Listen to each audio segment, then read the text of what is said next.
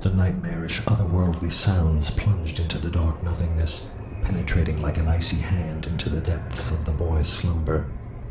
He felt himself being drawn out, pulled rudely upward, up toward the light of consciousness, ascending through the black pool of sleep. His eyes opened. 6-year-old Timothy Walker sat up in bed. Squinting against the harsh light of dawn, the boy cocked his head and listened and waited.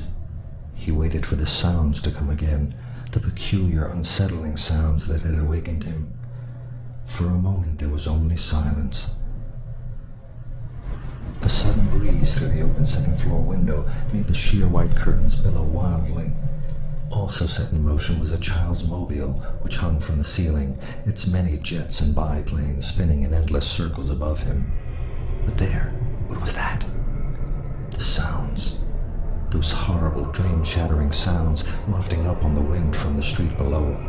An unearthly melange of moans, cries, and screams, both distant and not so distant, blending to create some hellish symphony of pain.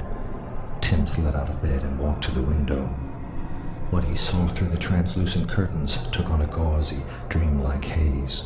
There were many people outside on this gray morning, far too many for someone of his meager years to count. Most of them were walking slowly, almost blindly, on the lawns and the streets, without any apparent destination. Tim saw a man running up the street, screaming insanely. A group of 6 or 7 of the people were in pursuit. They soon descended upon him from all sides and brought him to the ground. They must be trying to help him, Tim thought. Apparently they had succeeded. The man's screams were quickly silenced. A noise from somewhere behind him. Timothy turned and pattered toward the bedroom door. He poked his head out into the hallway. Just up the hall was his parents' room.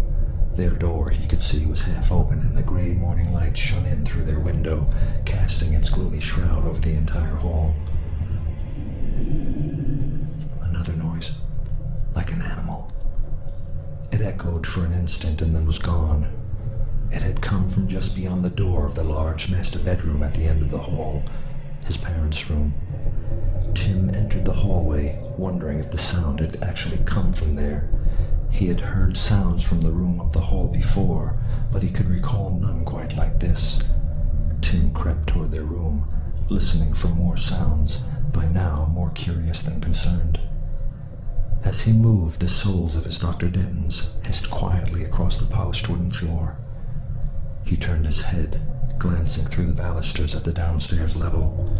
As he moved, his living room flickered past, first obscured, then revealed, obscured, revealed, playing out like some life-size kinescope. The movie he saw was of his living room. He could see his front door in it, too. Mommy left the door open, he thought. Long shadows fluttered and played across the entryway, and the awful sound from outside filtered in, mingling with more growls from the room at the end of the hall. As he neared his parents' room, the sounds from within grew louder, stranger. Tim stopped just outside the bedroom and listened. "Mommy," he called in a whisper. There was no answer, only more sounds. His little hand then reached forward and pushed the towering white door fully open. Tim stepped into the room. There he saw Ellen Walker, his mother. She was leaning over the body of his father, who lay splayed semi-nude across the large 4-poster bed. Her head was working feverishly, thrashing from side to side in the area of his bare midriff. She was making wet sounds, desperate, hungry sounds, not unlike those made by stray cats feasting on some scavenged meal. The sight sparked a memory. It brought him back to one hot night last summer when, after having awakened from a bad dream, he had crept into this very room. He had seen his mother and father writhing there under the sheets, his mother crying as if in pain. It had made him cry, but then his mother had explained it all to him. It was just love stuff, she had told him. Stuff mommies and daddies do to show that they love each other. But this is different, isn't it? Daddy isn't moving, and there's something wrong with Mommy. She looks bad. And what's all that red? Rich crimson stains soaked the bed sheets, contrasting their stark whiteness. "Excuse me," he said meekly. His mother had always insisted upon his being polite when interrupting. She made no response. "Excuse me," he said again, a bit louder. Her head jerked wildly in his direction. The pale face, framed by a tangled mass of raven black hair, stared at him, mouth masked with blood, teeth gnashing violently. She was chewing something. The boy took a step back, his eyes glazed with confusion. That was his mommy, and she was doing something to Daddy. Just like last summer. Perfectly natural. It's perfectly natural, she had said at the time. But this had to be wrong. But mommies are never supposed to be wrong. Ellen looked at him. Her eyes engaged his briefly, and it sent a jolt of raw fear surging up his young spine. This was not the loving gaze of his mother. Her once beautiful eyes were now clouded, filmed over like two poached eggs. The woman sat up and moved awkwardly for the edge of the bed. One ghostly pale arm lashed out, grasping for support one of the ornately carved bedposts. Tim let out a nervous squeal and stumbled backwards, bumping into the peach-colored wall. One bare gray foot, mottled with lividity, touched down on the bedroom floor. Tim, unable to pry his striking blue eyes from her, inched his hand blindly across the wall until it reached the door frame. His back pressed firmly against the wall, he began to slide over toward the hallway, feeling the wall's coolness against him through the fabric of his pajamas. It was not soothing. The wooden floor groaned in protest as the creature was now standing free. This thing that looked like his mother stood unsurely for a moment, as if having trouble balancing its weight. Having reached the hall, Tim still could not look away from the nightmare vision before him. Ellen began to lumber toward him, her movements poorly coordinated. She tottered like a child just learning to walk, death having robbed her of all her former grace. She lurched abruptly toward Tim. Only then was he able to turn and run down the hall, flying as fast as his tiny feet would take him down toward the massive staircase. Tim did not look through the balusters this time and did not see the kinescope as it strobed by, playing out in fast motion. He was in the movie now, and it was decidedly a horror film. The frantic little boy stopped when he reached the staircase, his small hand resting on the thick, polished knob of the balustrade, dwarfed by it. The boy listened, expecting to hear his mother call after him. "Timothy James Walker, you get yourself over here right now! Do you hear me?" His mother's voice echoed in his memory, but only in his memory. All that could be heard from the bedroom were some low growling sounds and the noise of the floorboards as they creaked under the thing's advancing weight.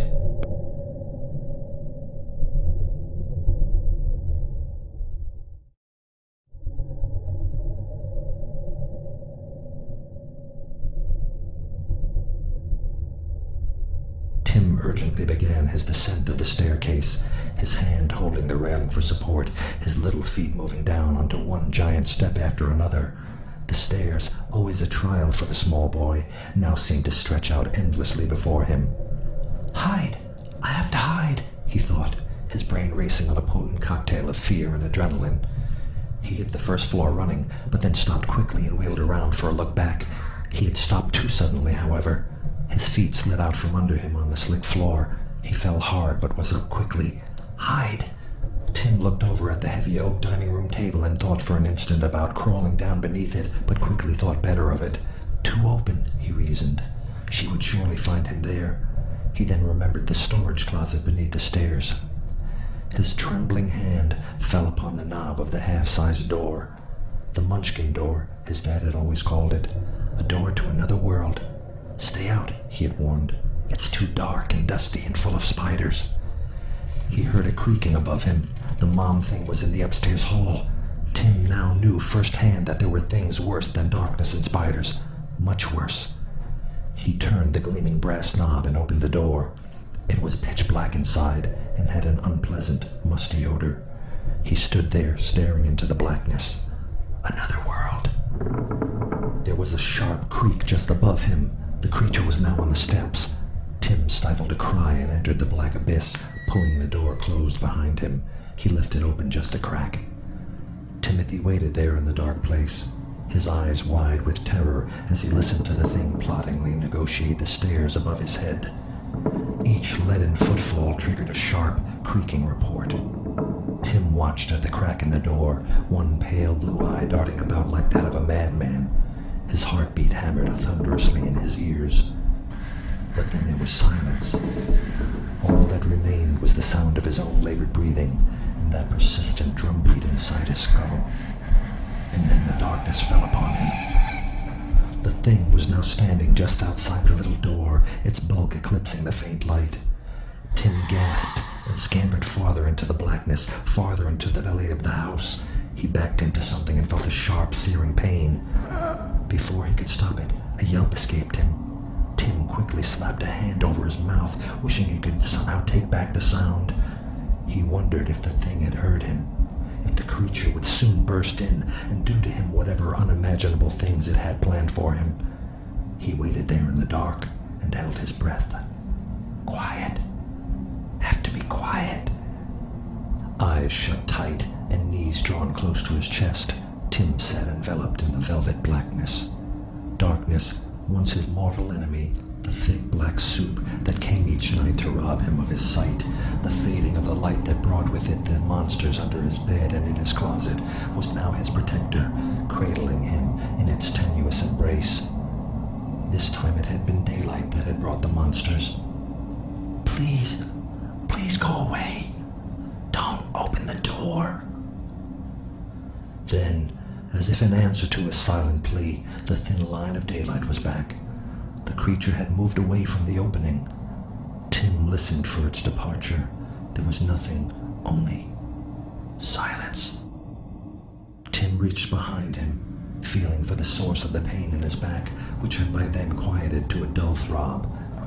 He winced as his fingers reached a small, jagged tear in his pajamas. He felt something warm and wet there. Blood. Can't cry. She'll hear me, and then what? The door exploded open and harsh daylight flooded the storage space. Tim screamed piercingly, and the mom thing was upon him, pulling savagely, tearing at his clothes. It was growling like some wild thing, a thing which delights in rending the flesh of captured prey. It now had Tim's arm and was trying to pull him out into the light where it could better get at him. He kicked and flailed frantically, beating at his cold arm with his free hand. His screams echoed in the small space.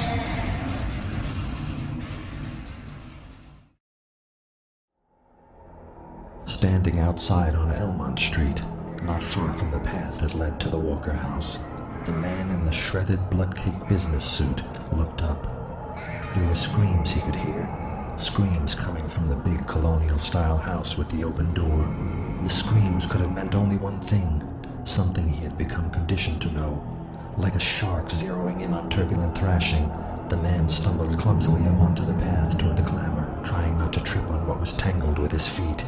He did not otherwise seem to notice that his stomach had been laid open and that his entrails were dragging limply behind him like some fleshy leash without a dog.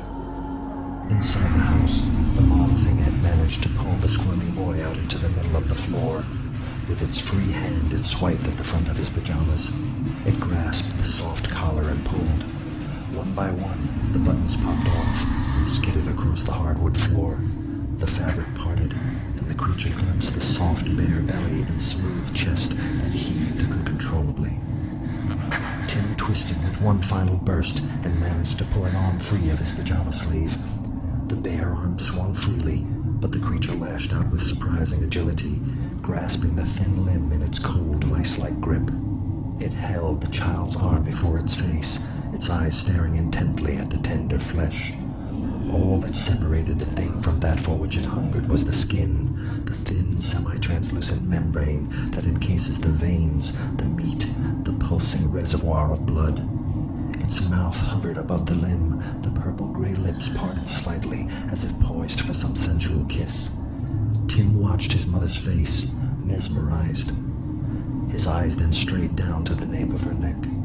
There he noticed for the first time the savage wound that had been inflicted upon her, a glistening, cavernous gouge surrounded by shredded flesh, sinew, and caked blood. His look of horror softened. "Mommy," he said sweetly, "you're hurt." His free hand reached slowly for the site of the damage. The thing watched his hand curiously. The boy's tiny fingers dabbed gently at the wound. They came back slightly tacky. "Mommy, you're bleeding." The thing looked down at the little arm it held before its mouth and seemed to study it for a time. It then looked into the child's face. Their eyes met. Then, for a flickering moment, the cloudy gray-blue eyes became startlingly clear, clear with realization, the glint that signals thought, deliberation, memory. Only then did the boy catch a glimpse, there behind those veiled eyes, of Ellen, his mother, as she had once been. And at that moment, the pallid fingers with the chipped red nail polish let loose of the frail pink arm, leaving for an instant their pale impression, as if somehow the grayness, the deadness had rubbed off. But then the rosy hue returned, erasing any trace of the thing. Mother backed away from her son, and as she did, a wretched, pathetic cry tore itself loose from his soul. "Mommy!" But she didn't seem to hear him.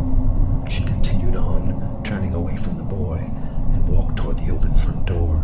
She moved slowly, not with the gait of an athletic woman of 32, but instead the unmistakable shambling walk of the dead. As Ellen was almost to the door, the man in the shredded blood-caked suit stepped inside. He gave her a cursory glance, but then looked away, uninterested. Somehow he knew she was like him. He looked past her at the small boy who lay huddled on the floor. Sensing innately that this was what he sought, he moved forward. Ellen sidestepped, blocking his path. The man looked confused, glaring at her with his dead fish eyes, eyes not unlike hers. She met his gaze and held it for an instant. With this brief and silent exchange, the man stopped and turned, moving reluctantly away from the boy who was to have been his sustenance, back in the direction from which he had come, back out to the street. Tim's mother stood silently in the doorway, the brilliant daylight burning its halo around her familiar silhouette, a strangely angelic picture. She did not look back, but instead her long, thin fingers moved deliberately for the door's glinting crystal knob. They rested upon it for what seemed to Tim like an eternity. She then began to shuffle onward into the sunlight, which had by then managed to poke a hole in the gloom and cast its heavenly glow down upon the earth. Ellen slowly pulled the door closed behind her. The boy watched as his mother disappeared, gradually obscured by the closing door, until there was only a thin line of daylight bleeding through. But before the door could close fully, it stopped. Tim sensed his mother's hesitation, seeing her looming shadow there on the door jamb. "Mommy!" he wailed again, the shrill cry echoing loudly off the walls of his house, no longer a home. His only answer was the sharp click of the lock as the door closed completely and with sickening finality. The child sobbed deeply, uncontrollably, staring at the door through a distorted looking glass of cascading tears, searching desperately for some sign of her return. He wept without understanding, taking this sudden puzzling twist of fate not as a blessing, a final gift bestowed upon a child by his mother, the gift of life now twice given, but instead as a maternal rejection. The boy lay whimpering, small and feeble in the corner of the living room, unaware at that moment of the many advantages orphanhood held over dying, too young to understand that he had been spared, too young to understand the instincts that had been at play, instincts that had survived even beyond death, primal instincts, stronger and older than some fleeting taste for flesh.